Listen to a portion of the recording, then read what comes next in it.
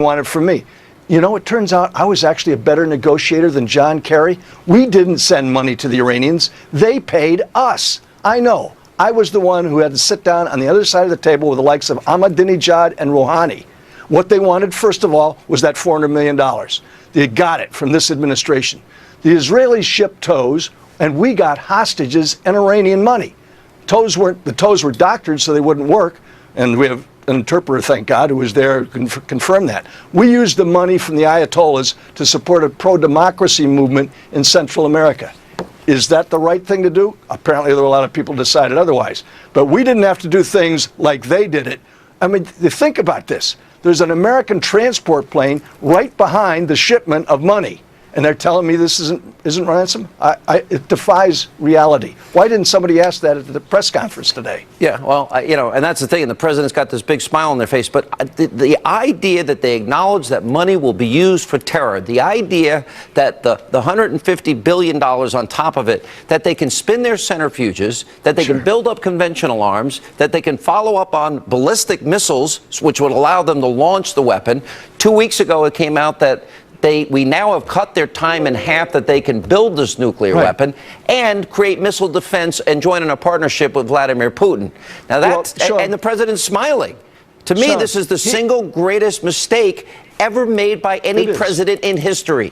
We have an existential threat against the American homeland and the American people because of what this administration has done.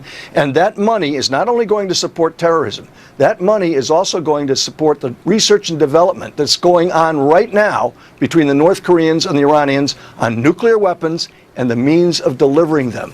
And this president blows it off. They just got more than 1,000 brand new centrifuges to expedite the time it takes them to refine nuclear material for weapons grade. But it certainly puts into perspective, doesn't it, the criticisms that the media's been obsessed with Donald Trump, considering now we have clearly given money and weaponry and an opportunity for the world's biggest state sponsor of terror to do more terror and to fight more proxy wars as they have been doing. Yes. And fund other terror groups. That we gave them.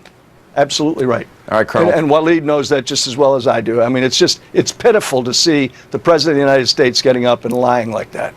Colonel, thank you. Safe home. My pleasure. Joining us now with reaction. Fox News Middle East analyst, Donald Trump's foreign policy advisor, Dr. Waleed Phares. Dr. Phares, your reaction to all this? Well, what the president said in the first part with regard to ISIS misses a lot of things. What he did not share with the American public is why it took the coalition 3 years to make that progress, and it was going to take another 3 years. He won't be in the White House. Well, simply because the Iranians told the administration they don't want American forces on the ground. They don't want Arab forces on the ground. They don't want Sunni moderates on the ground. Why? Because they want to seize those places of ISIS into their hands, and they want to protect Let me ask you this, Waleed, because the Iranians say this was ransom. Obama smiles as we just played. He denies it's ransom. Who's right? Who's telling the truth? Is Obama telling the truth or the Iranian mullahs telling the truth? The Iranian leadership has a history of saying, of telling what has really happened, why the administration never shared with the American public. And here's another point. If they're such good friends with the president who gave them the $150 billion and the right to spin their centrifuges and 25 days notice before an inspection and the right to missile defense and conventional weapons and all this, I thought they were Obama's friend. They got everything in that deal, and they still take shots at him and try and embarrass him on the world stage. And I'm thinking, what part of this does Obama not understand?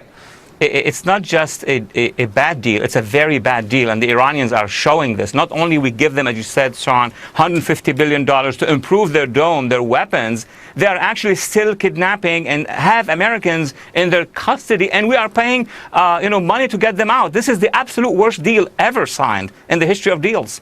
You know, I thought Fast and Furious was bad. The Obama administration gave guns to, let's see, gangsters, drug dealers, kidnappers. They gave them guns. They didn't even put a GPS on it. Now they're giving them the opportunity to spread and foment terror in the entire region, fight their proxy wars, which they have been doing, and build a nuclear weapon, and not have the inspections any place, anytime, anywhere, as we were originally promised. And they got ransom, which means what? More Americans will be taken hostage? that is very, very ironic, because at the same time we have Americans negotiating with them, with the Iranians and companies and people linked to the administration. We have American individuals who are captured and detained. And at the same time also we have abandoned our allies when we negotiated that deal with Iran. We have not included Israel. We have not included the Gulf. We have not included Jordan. I don't know what aspect is positive of that deal. It's funny. If you look at the economy and you look at the world post-Obama, if there's any one human being, the community organizer, the Alinsky disciple, the Church of GD America, the friend of unrepentant domestic terrorists, there's never been anybody this unfit to hold office. And he's criticizing Donald Trump. I'll take Trump any day. Thank you, Waleed. Coming up next tonight, right here on Hannity. Hillary Clinton, furthermore, can never be trusted with national security. Can't. Trump continues to eviscerate Clinton on the campaign trail. Laura Ingraham and Trump attorney Michael Cohen will weigh in also tonight. I'm telling you right now, we're going to write fairer rules for the middle class, and we aren't going to raise taxes on the middle class. Raise taxes on the middle class. All right. Well, would she mean it? Seems like it. We'll check in with Monica Crowley, Charlie Hurt, Doug Schoen. And then later, Hollywood legend Clint Eastwood opens up about the 2016 race while bashing the out-of-control political correctness atmosphere we live in as Hannity continues. Straight ahead.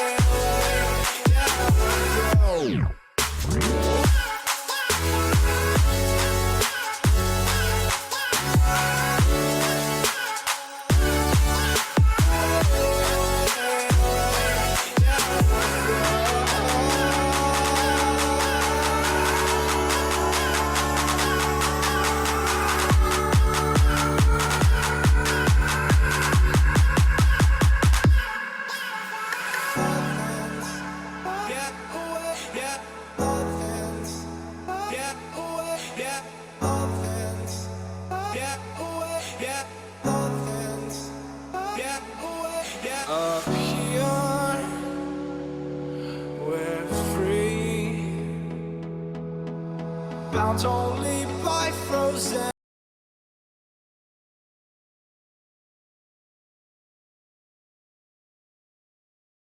With his national security team at the Pentagon Thursday to review the war against ISIS. He says the militants are losing key strongholds in Iraq and Syria, but the U.S. and its NATO allies remain the targets of lone wolves, inspired by ISIS to carry out terrorist attacks. Despite that threat, the president says the U.S. will keep, quote, grinding away at the group. Well, Apple is joining the growing list of high-tech firms offering so-called bug bounties. The computer giant will give hackers as much as $200,000 if they can discover security flaws in the company's software. Google and Facebook have long offered cash rewards, allowing them to fix any glitches before they go viral. You'll have 4 more years of Obama if you elect Hillary Clinton. 4 more years. Remember this, Hillary Clinton essentially wants to take away your rights under the Second Amendment. She wants to take away your guns. She wants to take away those bullets. She wants to take away your rights. Hillary Clinton, furthermore, can never be trusted with national security. Can't. That was Donald Trump hammering Hillary Clinton on the campaign trail earlier today at a town hall in Maine. Now, Trump has been going after his Democratic rival very hard in recent days. Here with reaction, editor-in-chief of LifeZet.com, Fox News contributor, nationally syndicated radio host Laura Ingraham, and from the Trump Organization, special counsel to Donald Trump, Michael Cohen is with us. All right, so here's the left-wing media doing the bidding of Hillary, sort of like an extension of her press office, and trying to say, oh, Donald Trump, an intervention is needed. I've talked to every single person I know in that campaign, and you can affirm that I know many, and if not all. Yes, but you didn't speak to me. I did so. Stop it. None of this is true. None of it. None of it. There's not a single word that's coming out of this liberal media's mouth that has any accuracy at all. There is no infighting. There is no concern. There is no anything. And whoever these people are that they claim that they're talking to, it's an absolute lie. You know, and Laura, as I watched Mr. Trump the last few days, he seems very focused. He's no longer fighting Paul Ryan, John McCain, or Ted Cruz, or Mr. Khan. He seems back on issues, focused, as a lot of people that were critical said he should be focused on. Thoughts? Yeah, I mean, you have to stay on offense. If anyone needs an intervention, it's the former Secretary of State, given the fact that she can see a tape of what Jim Comey said and just do a bald-faced lie on national television when asked twice by Chris Wallace. So an intervention for truth-telling would be necessary. But I agree with you, Sean, that Trump in the last couple of days, I think he's pushed the peripheral issues for the most part to the side. He has to keep doing that, though. You can't expect that the Clintons are going to be like all these Republican junior varsity players who couldn't beat him. They are among the best political players on the scene. They're going to be helped by Obama, who's one of the best campaigners on the scene, and he's got to bring his A game. And I think as long as he stays on the offense, talks about getting more money in the pockets of the regular working families, they're going to be able to earn more money, find better jobs. Their life is going to get better if the status quo changes. He's got to stay on that message. I would stop talking about the other Republicans and just start talking about Hillary's disaster record and the plans that he has for the future. And that is a winner. In a lot of these key states, it is a winner message. And Mike, what I said last night on the program, and I stay by this today, is that the only two people he really should mention with 95 days left are Obama's disastrous economic and foreign policy and Hillary's horrible record.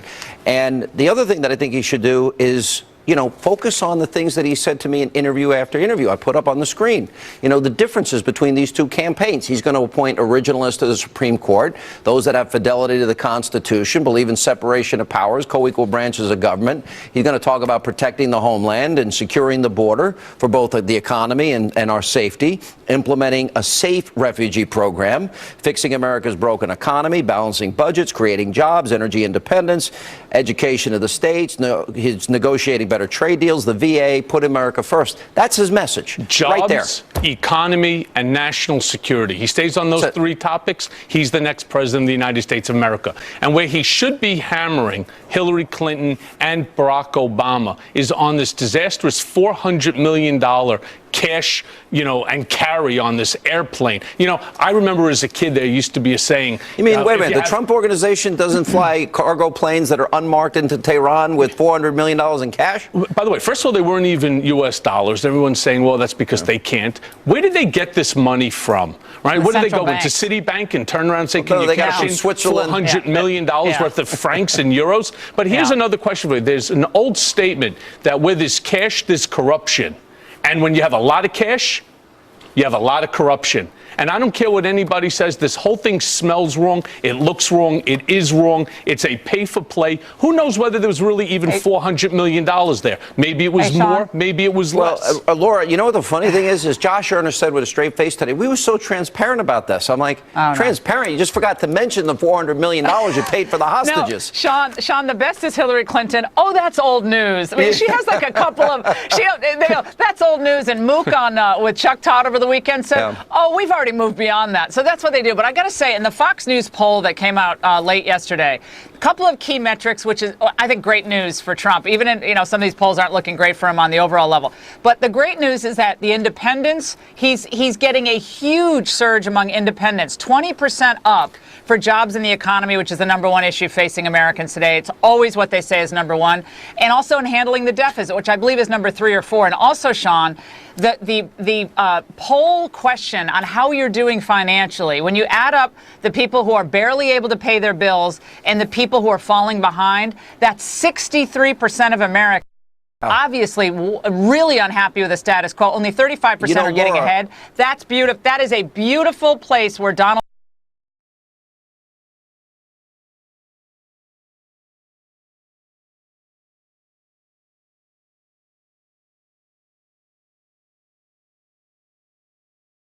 Trump should stay and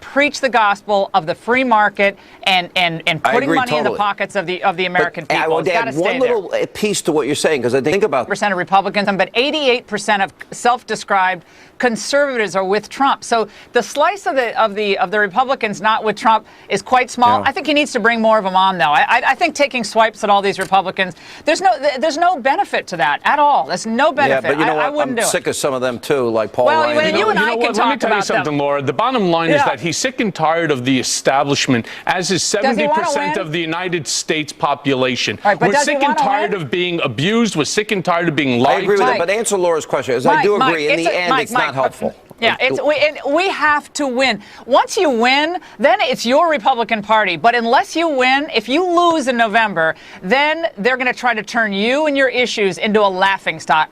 I won't let that happen. But that's what they're going to try to do. So until he wins, I think, you put all your focus on the corruption that is the Hillary Clinton campaign and the Clinton Foundation, their record, all of it, hang on, and Laura, talk about American renewal. I agree with Laura. Why do you? I think he shouldn't let himself be distracted with Paul Ryan. And he's not going to let himself be distracted any longer. Again, he's going to stick to jobs, economy, and national security. That's a winning formula. The things that 70% of the United States population right now want to see change. They know that to change. But just one last thing. The last time I saw that amount of money shrink-wrapped was in Scarface. Right? I got to go. Thank you both. All right, coming up next tonight right here on Hannity. The Obama-Clinton economic disaster, it's an economic disaster, has brought suffering across the nation. Donald Trump back on the campaign trail, slamming Hillary Clinton, plus tonight.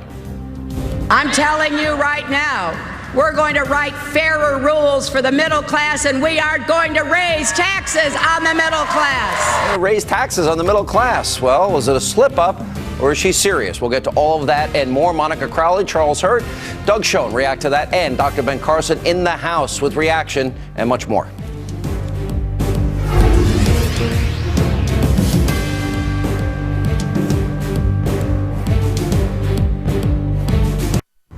I had that dream again that I was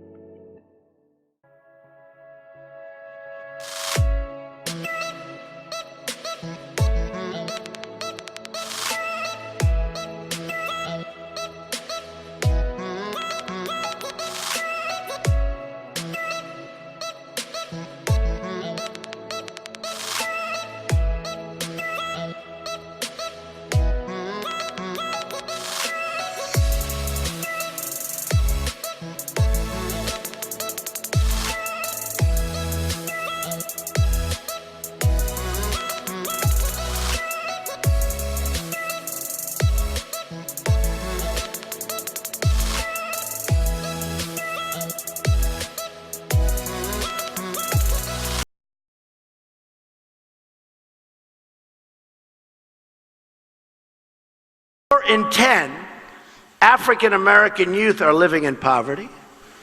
Another 2 million Latinos have joined the ranks of those in poverty.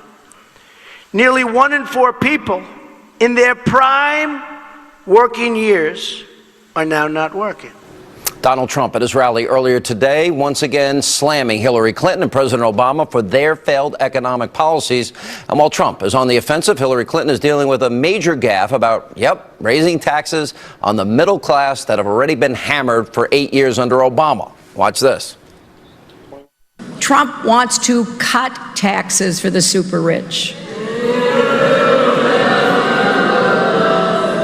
Well, we're not going there, my friends. I'm telling you right now, we're going to write fairer rules for the middle class, and we are going to raise taxes on the middle class. Raise taxes on the middle class. Joining me now with analysis, Fox News contributor Monica Crowley. From the Washington Times, Charles Hurt. Fox News contributor and former Clinton pollster Doug Schoen. Doug, let me put up on the screen here. All right, average employer-sponsored benefits health care premium increase from 2009 to 15. Remember, the promise was that if you like your doctor, you keep your doctor plan, keep your plan, and you're going to save on average $2,500 per year per family. Whoops, it's up dramatically. Family coverage is up $4,170. Now, if you look at inflation-adjusted median household income, it's down in real dollars. Right. People are making less, and they're paying more for health care. And if you look at the national debt per person, it is now, look at this, for every man, woman, and child in America, this man has accumulated more debt than every other president before him combined, $59,783. Right. And Sean, if Donald Trump listens to you and listens to Monica Crowley, who've all said, talk about economic issues, talk about economic distress, he can win this election. But if he's off attacking Mr. and Mrs. Khan, if he's refusing to endorse mainstream Republicans, he will lose. This is very, very good and important advice for Donald Trump. He needs to heed it. You know, Monica, 20% of the black community, and historically they seem to vote Democratic as a demographic group, 20% increase in the labor force participation. They're out of work. If you look at, 55% of teenagers in the black community can't get a job, a 58% increase since Obama's been president of black Americans on food stamps. Now, I think Doug is right in the sense that's the message. The economy, jobs, and protecting the homeland. Yes, that's exactly right. I mean, Donald Trump can pull this whole thing off in November if he focuses on two main messages. One is a strong pro-growth economic message. Doug is absolutely right about that. And a strong national security platform centered on rebuilding the military and smashing Islamic fundamentalism in the form of ISIS, other terrorist groups, and the overall ideology. Now, he can pepper those messages, Sean, with other things like taking on illegal immigration, building the wall, the necessity of having conservative Supreme Court justices. But those two main core themes are the things that he needs to be hitting over and over again. Mrs. Clinton cannot address those things in an effective way because her record and the president's record are absolutely catastrophic on both of those fronts. So Doug will say this openly, Charles. Hillary can't run on the economy. She can't run on national security because what she did is a mess. The only thing she's got is what the media is trying to help advance, a narrative about Donald Trump and temperament. So to me, maybe Doug is right here. Maybe you should forget Ted Cruz and all these other people and just focus in on the economy, jobs, and national security and protecting the homeland. Oh, I think Doug is exactly right, and Monica's exactly right as well. That illegal immigration, of course, is part of national security, and he needs to stick with that. Stick with it every day, no matter what the question is. If you're asked about Captain Khan, you just come back with my condolences and talk about the economy, talk about terrorism, talk about illegal immigration. But the problem for Donald Trump right now is he's not only running against Hillary Clinton and Barack Obama, he's running against the media. I mean, what we saw at that press conference earlier today with President Obama at the Pentagon, where you had the questions that the press was asking the president were, you've already said that Donald Trump is unfit to be president. How unfit is he? Do you trust him to take national security briefings? Do you trust him with nuclear codes? I mean, it was astonishing. By the way, the guy that was friends with unrepentant terrorists that bombed the Pentagon, the Capitol, and New York City police headquarters, the single the least fit person to ever hold that office. So let me go back to what Donald Trump needs to do, precisely on your point. The president said, oh, everybody knew about the transfer of $400 million. It was no secret. Where is Donald Trump now out there with a rapid response effort attacking in the way that I, as an American, and you, as an American with a different view, we both know that this is outrageous. We know that this is fomenting and supporting terrorism directly and paying ransom. They paid ransom, and so where is Donald Trump? And no, he hit it hard today. He did it. He hit it hard, and but he's got to be responding to the president, Sean. Actually, I agree with that too. Monica, reaction. Yeah, you know, Donald Trump, I think, has made some mistakes in punching down. In other words, when he went after the cons, and I know he was attacked first and so on, but it became controversial because he's the Republican nominee and he is hitting down. When the president of the United States hits him, Doug is absolutely right. He should be hitting him back because that will put Trump on par with the president of the United States, which is where he wants to be. I think that's really well said. Charles?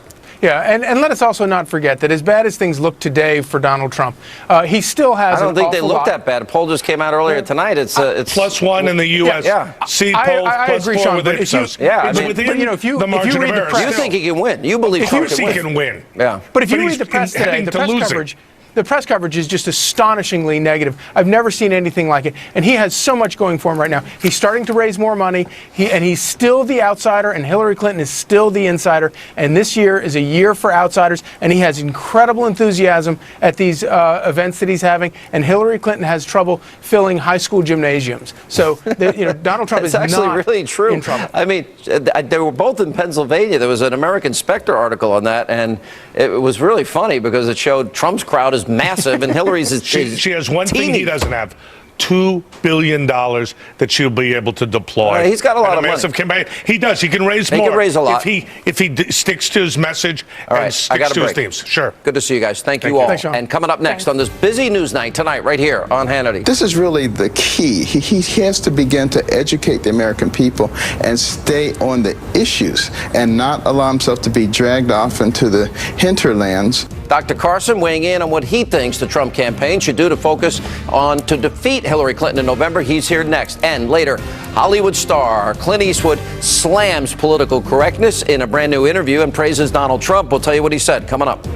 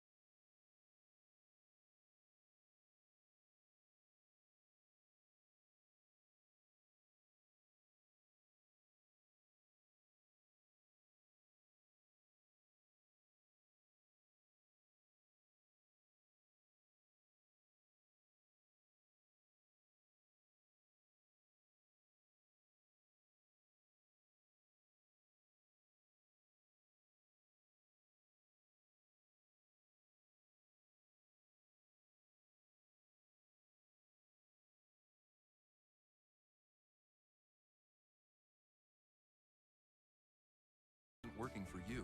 Ask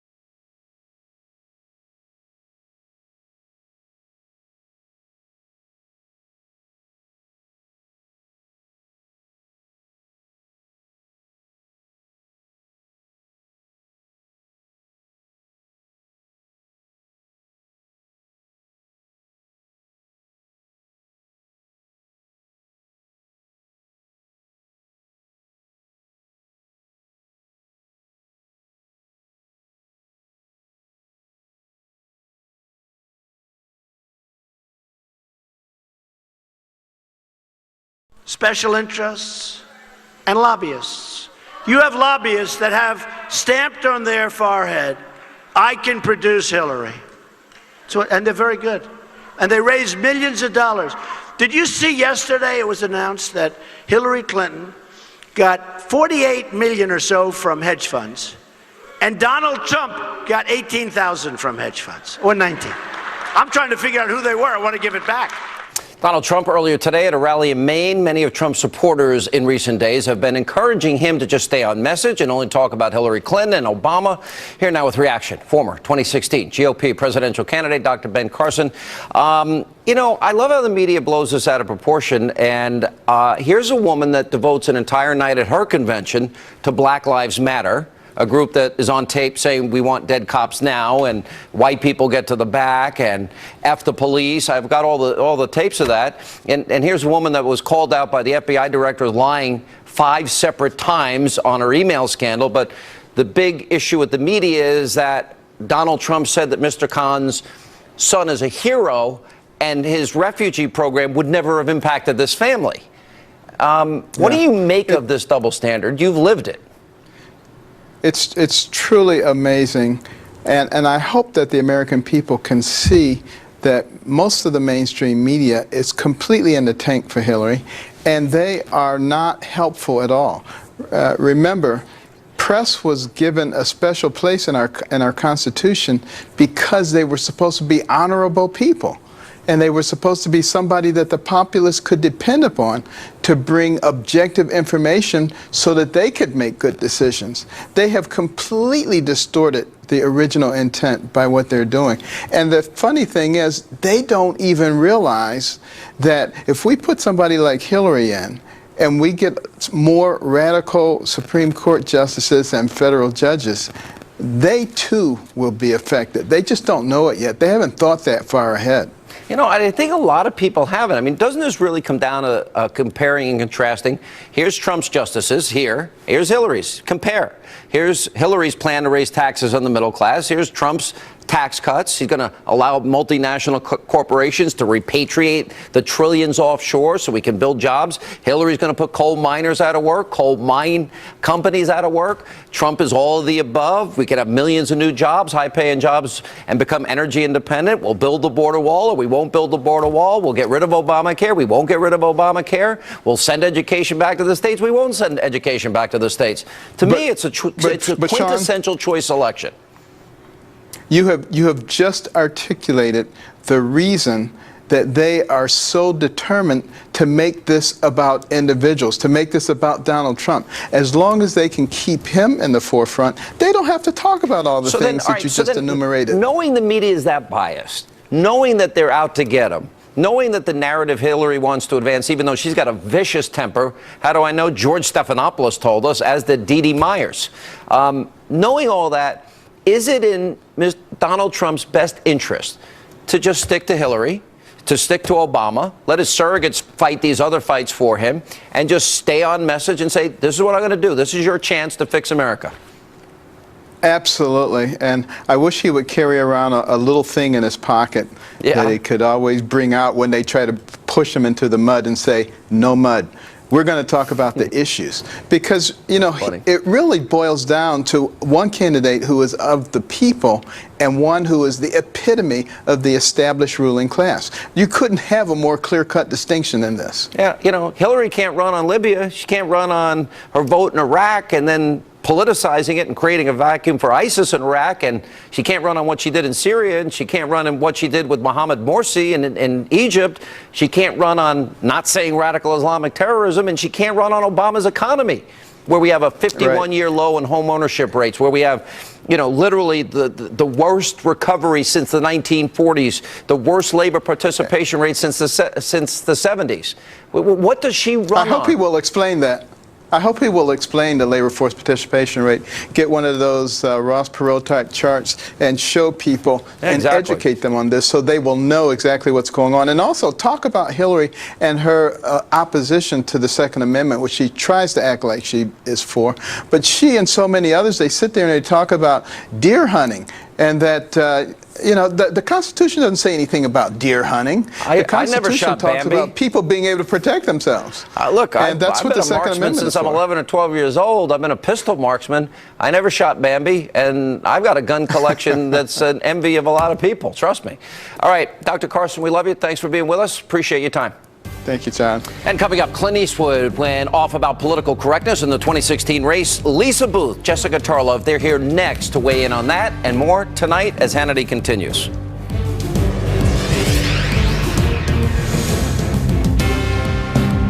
Don't let dust and allergens get between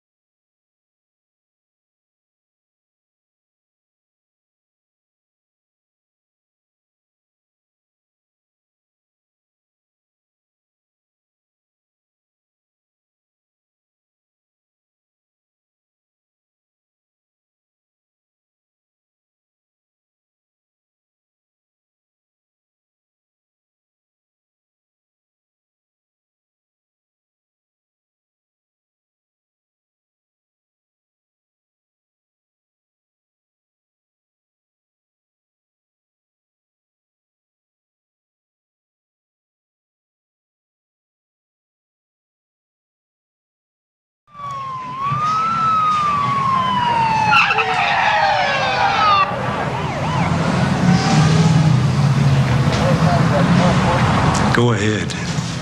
Make my day. Hollywood icon Clint Eastwood in one of his most memorable scenes of his career. Now, the acting legend is in the news tonight for comments that he made about Donald Trump and political correctness. He made the comments to Esquire magazine in an interview saying, quote, "But he's on to something because secretly everybody's getting tired of political correctness and kissing up. You know, it's the kiss-ass generation we're in right now.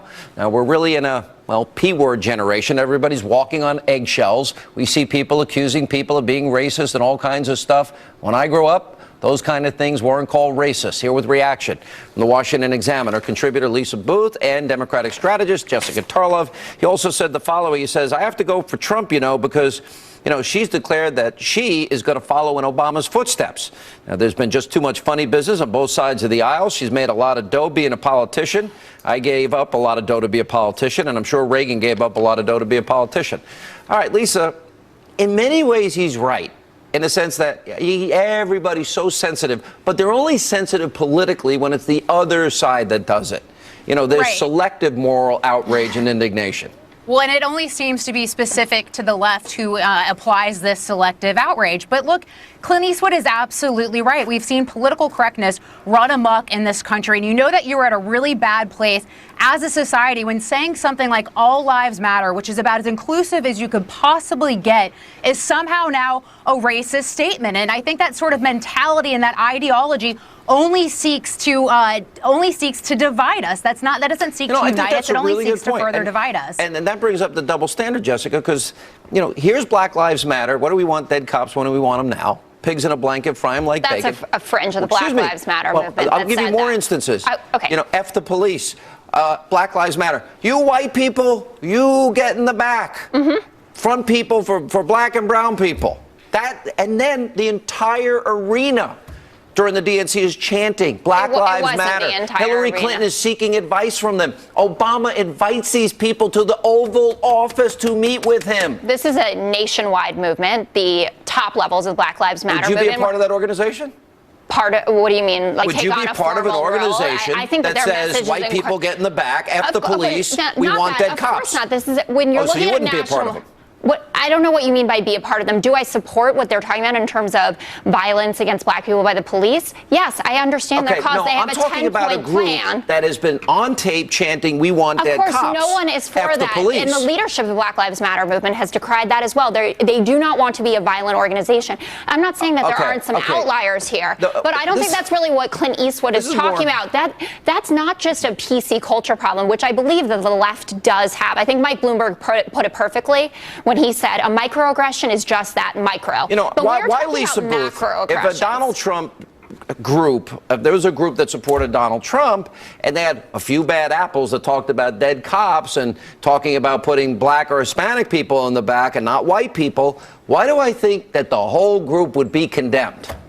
Well, and the irony here, Sean, is the fact that actually in the wake of the Dallas shooting, the Black Lives Matter movement issued a statement saying that one person's actions should not paint the entire movement with a broad brush. I'm stating that a little bit differently than this precise terms that they use, but that was the overall sentiment in the statement. However, they don't apply that same logic when speaking about police officers, and that's the double standard of the left. And what we've really seen from President Obama and the left as well is this sort of creation of a hierarchy of whose constitutional rights matter in this country. And if you do not believe with the president or the left, then your rights do not matter. The DNC emails released, Jessica, let's show they had racist emails, they had racial slurs, they had gay slurs, they had a whole anti-Semitic strategy appealing to Democratic anti-Semites in Kentucky and West Virginia. Democrats, by the way. Baptist peeps or whatever. Yeah, now wait a minute.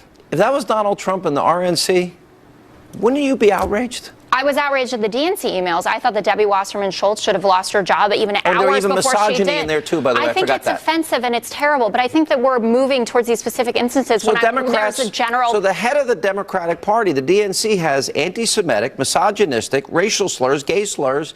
And what? They've all been fired. Look at the leadership change there. You think Donna Brazile is going to be running that ship in the same way that Debbie Wasserman Schultz did? No, I think I have a lot more faith in Donna Brazile, to be honest. We all should. Can I, though, to go back to the original question about what Clint Eastwood is talking about. While there is a PC problem, the answer to that is not Donald Trump's rhetoric. It is not to slander Gold Star families. You're right. It's not to talk mock disabled reporters. You know what the answer is? I guess Hillary and Obama giving a nuclear deal and billions of dollars to Iran. That's a PC issue? Excuse me, sure it is. They can give it there, even though they say that they're going to give the money to terrorist groups and foment terror. No, they said it was. John Kerry said that it was possible that some money would get and so to did Susan groups. Rice, and so did Obama. That's crazy. Well, I got to roll. Okay. All right. Thank you. Good to see you both. Coming up, we need your help. A really important question.